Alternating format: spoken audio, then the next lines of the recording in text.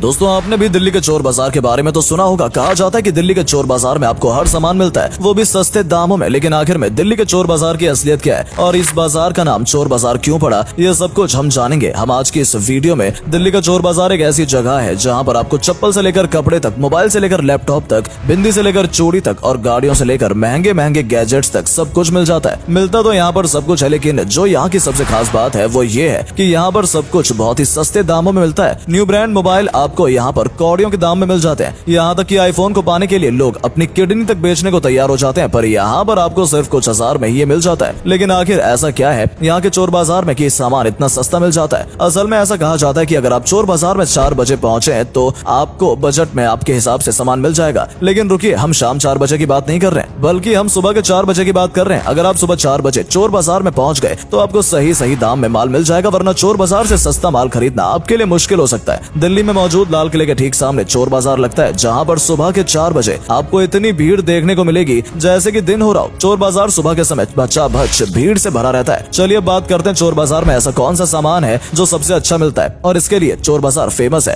कहा जाता है कि चोर बाजार में अच्छे ब्रांड के जूते बहुत सस्ते मिल जाते हैं। अगर आप सुबह सुबह पहुंच गए तो आपको वहां के सामान में से बड़े बड़े ब्रांड के जूते बहुत ही कम दामों में मिल जाएंगे। ये ब्रांडेड जूते ओरिजिनल तो नहीं होते, लेकिन सेकंड या थर्ड कॉपी यहाँ पर आपको मिल जाती है। अगर बात कपड़ों की जाए तो यहाँ पर आपको हर तरह के कपड़े देखने को मिल जाते हैं, चाहे लड़के हो या लड़कियों के। यहाँ पर आपको हर तरह के कपड़े बहुत ही सस्ते दामों में मिल जाते हैं, इतने सस्ते कि आप इमेजिन भी नहीं कर सकते। आपके यहाँ पर शर्ट 25 रुपए में आपको मिल जाएगी और जीन्स 50 रुपए में मिल जाएगी। लेकिन इसके पीछे की एक और सच्चाई भी है जिसे सुनकर शायद आप हैरान रह जाएंगे और कभी भी चोर बाजार से कपड़े नहीं खरीदेंगे। ऐसा कहा जाता है कि यहाँ पर जो कपड़े आते हैं वो उन लोगों के कपड़े होते हैं जो अभी इस दुनिया से जा चुके हैं। हिंदू धर्म में ही नहीं बल्कि सभी धर्म में ऐसी मान्यता है कि जो इंसान इस दुनिया से जा चुका है उसका कोई सामान घर पर नहीं रखना चाहिए। और ऐसे में जब उस इंसान को अंतिम विदाई दी जाती है तो उसके साथ ही उसका सारा सामान भी शमशान में पहुंचा दिया जाता है। फिर चाहे उसके कपड़े हो, ज्वेलरी हो, जूते हो या फिर उसके द्वारा उपयोग की जाने वाली चीज, सभी सामान को इंसान के साथ ही अंतिम विदाई दे दी जाती है। और ऐसा कहा जाता है कि चोर बाजार में जो ये कपड़े इतने सस्ते दामों पर मिलते हैं ये वही कपड़े होते हैं और ये लोग शमशान से उन कपड़ों को लाकर यहाँ पर बेच देते हैं। हालांकि इस बात में पूरी सच्चाई है नहीं, इसके बारे में कहा नहीं जा सकता, लेकिन ऐसा कहा जाता है कि ये कपड़े उन्हीं लोगों के होते हैं जो इस दुनिया से जा चुके हैं। जब अंतिम संस्कार किया जाता है तो मरे हुए इंसान के कपड़े और सामान नदी में बहा दिए जाते हैं। जहाँ तक कि जो नारियल आपको देखने को मिलते हैं जो कि टोल नाके पर दिखते हैं, फिर चोर बाजार में ठेले पर बेचे जाते हैं। कहते हैं कि वो नारियल भी वही होते हैं जो कि अंतिम संस्कार के बाद नदी में बहा दिए जाते हैं, जिसके बाद ये लोग नदी में उतरकर वो सारा सामान इकट्ठा करते हैं और उन्हें लाकर बाजार में बेच देते हैं। ऐसा हम नहीं कह रहे हैं, बल्कि पूरे चोर बाजार में ऐसा ही सामान बिकता है। वहाँ पर कुछ अच्छा सामान भी मिलता है, लेकिन कुछ सामान ऐसा होता है जो कि बहुत ज्यादा गिरे दामों में बिक रहा होता है, जिसके ढेर लगे होते हैं और उसमें से आपको छांट कर लेना होता है। तब कई बार ऐसा भी होता है कि कुछ कपड़ों पर खून लगा होता है या जूते घिसे होते हैं, जिसे देखकर साफ समझ में आता है कि ये किसी एक्सीडेंट में घिसे जूते हैं, या फिर कपड़ों पर खून के साफ